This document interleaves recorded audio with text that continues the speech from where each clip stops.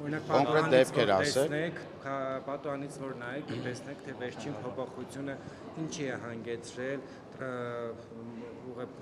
երթևեկության վերաբերյալ։ Ուրեմն տեսեք, նախ եւ առաջ աշխարհի բոլոր քաղաքներում չկա որևէ քաղաք, որ սկզբունքը հետեւյալը չլինի, որ հանրային տրանսպորտը պետք է ունենա առաջնահերթություն։ Եվ այո, հանրային տրանսպորտի համար պետք է առանձնացված լինեն գծեր, որպեսզի հանրությունը, ովքեր օգտվում են տրանսպորտից, իրենք ավելի արագ հասնեն, քան մեքենաներով մարդիկ։ Այդ նույն խցանման մեջ մենք էլ ենք մնում եւ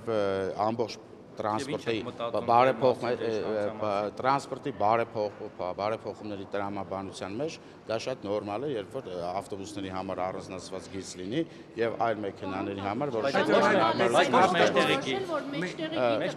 Եվ օրինակ նոր ես այստեղ գալուց ներողություն ֆիքսեցի, թե ինչպես է ավտոբուսի համար նախատեսված գծով, ավտոբուսը չի երթևեկում, այլ գնում է այն գծով, որը նախատեսված է մարդատար մյուս մեքենաների համար, բայց եւ այն գիծը, որը հենց որտեղ եք տեսել, պետք է վիդեո ցույց տա։ Ցույց տվեք, մենք ուսումնասիրենք, չէ, նաեւ սա պետք է տալ համապատասխան վարչություններին։ Որի համար հանրային տրանսպորտը պիտի այդ երկրորդ գծից Շատ է, մենակ ես մեկը չի։ Բայց եթե հարց եք բարձրաձայնում, կարող է հենց այդ ավտոբուսի վարորդի մեղքովական մեկ այլ ուրիշ բան։ Եթե շատերը որ բոլոր լրագրողները ֆիքսել են, նշանակում է, որ տարբեր ավտոբուսների, այսինքն ամբողջ ավտոբուսային համակարգը։ Տեսեք, մենք նաև եթե նկատել եք, երեք էր կարծեմ, մենք հայտարարություն ենք արել, որ այսինքն մենք որոշակի վերանայումներ պետք է անենք, հաշվի առնելով ստեղծված, խնդիրները, որ օրինակ խցանումները շատ է լինում, որոշ վերանայումներ կանենք, բայց իմ եւ մեր համոզմունքն է, որ պետք է հանրային տրանսպորտի համար առանձնացված գծերը լինեն, դա նաև շատ հեռու պետք չի գնալ մեր հարևան Թբիլիսի օրինակով։ Մի տրամաբանական հարց փոխոցները բավականին լայն են, վստահ եմ։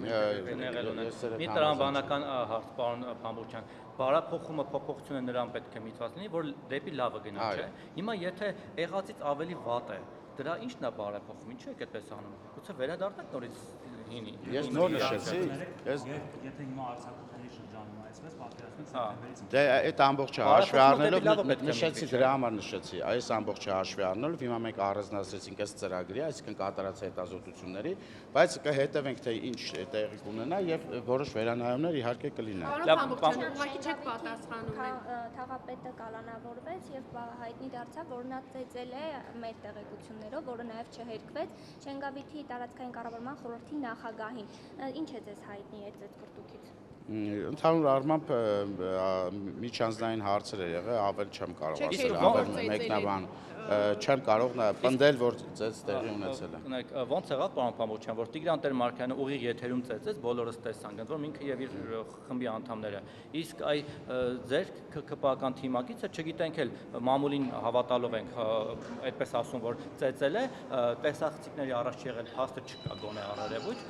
բայց նրանք կալանավորեցին, իսկ Տեր-Մարկարյանը կալանավորված չեն, ընդհանրապես այնտեղ նույնպես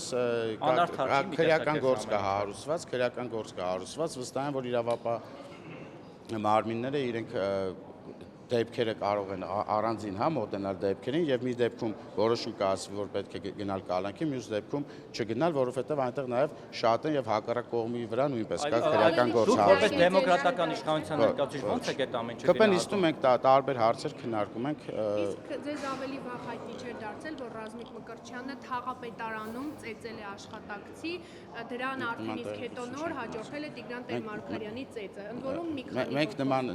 ինֆորմացիա չենք ունեցել։ Պարոն Փամբուչյան, ամեն դեպքում արդարադատության տեսանկյունից տարօրինակ չի ձեզ համար, որպես քաղաքացի նայեք էլ այդ աչքով նայեք, որ միշտ պայքարել եք արդարության համար։ Տարօրինակ չի, որ ակնհայտ ծեծի դեպքով այդ մարդը կալանավորված չի, իսկ այն ինչ որ ուղղակի ինչ որ մեկը գնացել ցուցմունք կատվել, այդ մարդուն կալանավորել են։ Իմ աչքով նայելը մեկ այլ հարց է, իրավական գնահատականը մեկ այլ հարց է։ Այո, դուք ինչպես նշեցիք, քանի դեռ դատարանով չկա դատավճիռ, ներկապային բոլոր անձիկ իրենց մեղքապացուցիչ չէ, այսինքն ներկապահին բոլորը այդտեղ Ռազմիկ Մկրտչյանը անմեղ է։ Անկամ ուղիղ եթերով ծեծի ժամանակ, երբ որ բոլորը ուղիղ եթերով տեսել են որևէ արարք, քանի դեռ դատարանի համապատասխան դատավճիռ չկա, այդ մարդիկ անմեղ են բոլորը։ Ես առհասարակ ԿՊՆ-ի քննարկումները չեմ հրապարակում, որևէ հարցի չեմ պատասխանում։ Կարող է դատարանները պետք է փոխեք նորից։ Գաղտնի են այնքանով, որքանով, որ մեր փակ նիստն է, ԿՊ վարչության անդամներն են այդտեղ մասնակցում, եւ ես նպատակահարմար չեմ գտնում այդ նիստից որևէ նախադասություն Պարոն Փամոջյան, իսկ մամուլին հայտնել։ բացատրեք նաև այն դիսոնանսը, որ օրինակ ընդդիմադիրները մատով կպտում են որևէ մեկին, հաջորդ օրը միանգամից կալանավորվում են, կարող եմ թվել այդպես հերթով։ Օրինակ Լևոն Քոչարյանի օգնականի դեպքը, Արթուր Սուքոյանի, Լևոն Քոչարյանի դեպքը, որ չէ ծեծել հակառակը 5-6 հոգով իրեն էին բռնության ենթարկել, հետո մի հոգու ցուցմունքի վրա հիմա դատումը նաև հասցրեց նստել։ Լևոն Քոչարյանը դատարան 2 օր առաջ դատական նիստ էր թեյել։ Դրանից առաջ էլի 3, դրանից առաջ հասցրեց մի որոշ ժամանակ կալանքի տակ անցկացնել։ Իսկ Տիգրան Տեր-Մարգարյանը, որը որ ակնհայտ ծեծում է, մենք տեսնում ենք, որ բռնություններով ծեծում է, Արթուր Չախոյանի աչքի տակ կապտում է, մնացած տեղերը քեցվածներ կա, այդ մարդը ազատության մեջ է։ Ձեր թիմակիցը նստած է։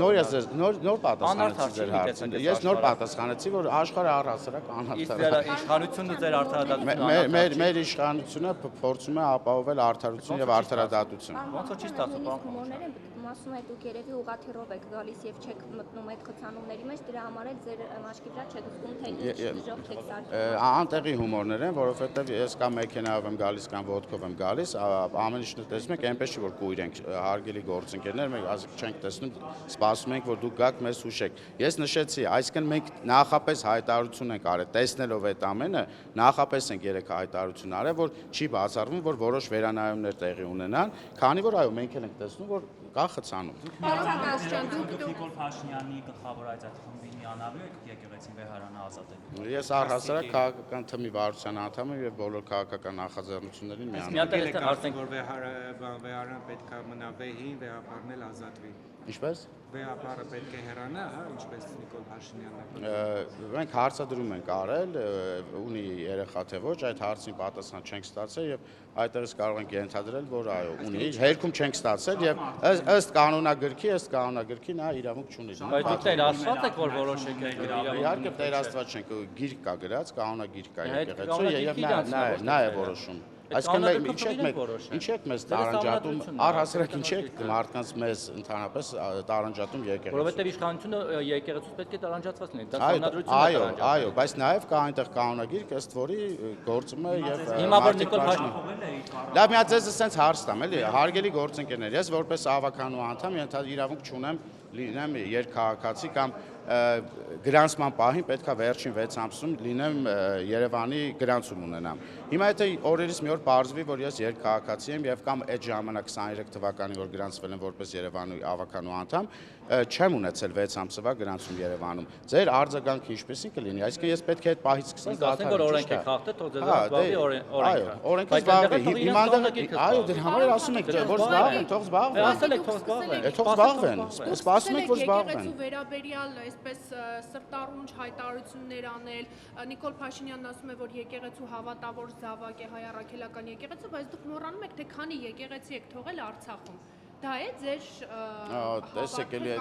այդ հին խոսակցությունները արդեն ինձ թվում է ակտուալ չեն, շատ ակտուալ չեն, որովհետև մենք չենք թողել։ Եվ այդ մասին մենք այդ մասին խոսել ենք 1000 անգամ խոսել ենք եւ ես ձեր հիմա այդ որ թողել եք, չգիտեմ ինչ եք արել, դա չի համապատասխանում իրականությանը։ Ձեր ծրագրում եղել է, չէ՞, Արցախի մասին։ Հիմա ձեզ մեղադրում են, ասում են, եթե դուք խախտել եք, կառավարությունը խախտել է, դուք եւս պետք է հեռանաք։ Այդ մասին դա ազգային ժողովում քննարկվել է այդ հարցը եւ տվյալ հարցը մենք ապացուցում ենք որ մենք չենք խախտել։ Շնորհակալություն։